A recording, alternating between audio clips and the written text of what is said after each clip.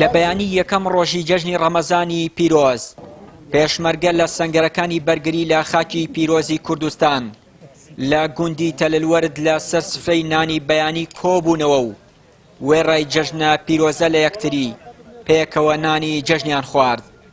ئەو پێشمەرگانەی لیواییەکی پاراستنی سلێمانی کە ئێستا ئەرکی پاراستنی سنووری تەلەلوەردیان لە باشووری کەرکووک لە ئەستۆدایە وێڕای ناردنی پەیامی جەژن بۆ کەسوکار و خانەوادەکانیان هاو نیشتیمانیان دڵنیا دەکەنەوە ئەوان و خاکی پیرۆزی کوردستان دەپارێزن. وەکو پێشمەرگەیەک لە بەرەکانی جەنگەوە خۆم بە خۆشحاڵەزانم لە یەکەم ڕۆژی جەژنی ڕەمەزانی پیرۆزە لە بەرەکانی جەنگم پیرۆزبایی خۆم ئاراسی خانەوادەکەم ئەکەم سەرجەم کەسوکاری شەیدان سەرجەم موسڵمانە لە هەر شوێنێکی دنیان هیوادارم ببێتە مای خێر و خۆشی بۆ گەلی کورد و سەرجەم موسڵمانان ئینشاءڵڵا سەرچاو بە خێراتنی کەناڵە بەڕێزەکەدانەکەم پیرۆزبایی لە هاوڕێ و هاوسەنگەرەکانم ئەکەم ئەلێرەشەوە بەڵێن بە دانیشتوانی کەرکووکە دەین شارەکان وەک بیلبیلەی چاوە پارێزین هەتا هێزی پێشمەرگی کوردستان لێرە بێت شەمشەمە کۆرەکان بە هیچ شێوەیەک ناتوانن سنووری هێزی پێشمەرگە ببەزێن و لە ڕووی عەسکەریشەوە بە هەموو کاتێک خۆم ئامادەواشیمان کرد لەبەرەوە جەژنی ڕەمەزان کە هێزی دوژمن نەتوانێت بە هیچ شتێک بتوانێت بەرامبەرمان شتێک بنوێنێت. جەژن لە سەنگەرەکان جەژێکی زۆر خۆشە و ئەزانی جەژنەکەمان لە ماڵی خۆمان لەگەڵ ماڵی خۆمان جەژنەکەین و لە کەناڕەکەی ئێوەشەوە پیرۆزبایی جەژن لە هەموو گەلی کوردەکەین و بەخێر بەسەر چاوان. ماوەی 3 ساڵە پێشمەرگە لە بەرەکانی جەنگ لە باشوور و ڕۆژاوایی کەرکووک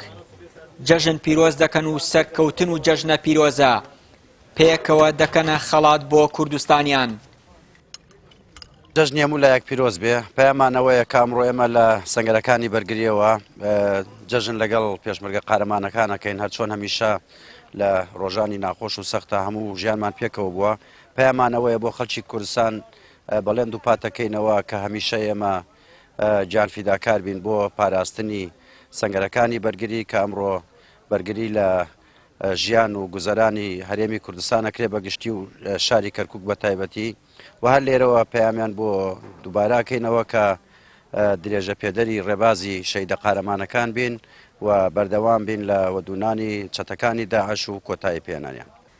هێزەکانی پێشمەرگە ئەگەرچی هیواخوازن لەناو ماڵ و منداڵ و خانەوادەکانی خۆیان جەژن بکەن کەسوکار و دۆست و هاوڕێکانی خۆیان بەسەر بکەنەوە بەڵام وەکو خۆیان دەڵێن ئەوان ئێستا ئەرکێکی پیرۆزتر جێبەجێ دەکەن ئەوەش پاراستنی خاکی کوردستان و دابینکردنی ئەمن و ئاسایشە بۆ هاوڵاتیانی کوردستان. چیانووری کەناڵی ئاسمانی پەیام گوندی تەلەلوەرد لە باشووری کەرکووک.